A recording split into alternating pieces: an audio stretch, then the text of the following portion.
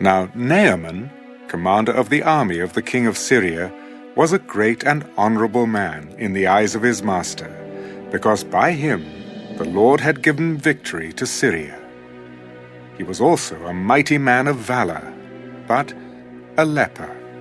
And the Syrians had gone out on raids, and had brought back captive a young girl from the land of Israel. She waited on Naaman's wife. Then she said to her mistress, "If only my master were with the prophet who is in Samaria, for he would heal him of his leprosy." And Naaman went in and told his master. "Thus and thus," said the girl who is from the land of Israel. Then the king of Syria said, "Go now, and I will send a letter to the king of Israel." So he departed, and took with him 10 talents of silver, 6,000 shekels of gold, and 10 changes of clothing.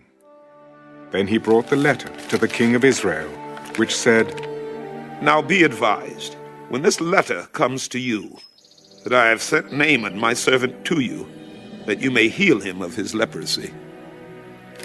And it happened, when the king of Israel read the letter, that he tore his clothes and said, "Am I God to kill and make alive, that this man sends a man to me to heal him of his leprosy?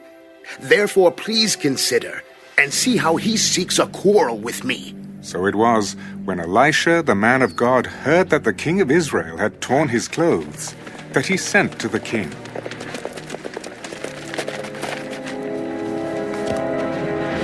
"Why have you torn your clothes? Please let him come to me, and he shall know that there is a prophet in Israel." Then Naaman went with his horses and chariot, and he stood at the door of Elisha's house. And Elisha sent a messenger to him. Go, and wash in the Jordan 7 times, and your flesh shall be restored to you, and you shall be clean. But Naaman became furious, and went away. Indeed, I said to myself, he will surely come out to me, and stand and call on the name of the Lord his God, and wave his hand over the place, and heal the leprosy. Are not the Abana and the Pharpar, the rivers of Damascus, better than all the waters of Israel? Could I not wash in them and be clean? So he turned and went away in a rage. And his servants came near and spoke to him. My father, if the prophet had told you to do something great, would you not have done it? How much more then when he says to you, 'Wash and be clean'?" So he went down and dipped 7 times in the Jordan, according to the saying of the man of God. And his flesh was restored, like the flesh of a little child, and he was clean. And he returned to the man of God, he and all his aides, and came and stood before him. Indeed, now I know that there is no God in all the earth, except in Israel. Now therefore, please take a gift from your servant. "As the Lord lives, before whom I stand, I will receive nothing."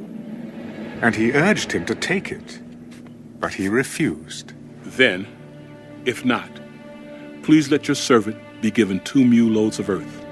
For your servant will no longer offer either burnt offering or sacrifice to other gods, but to the Lord.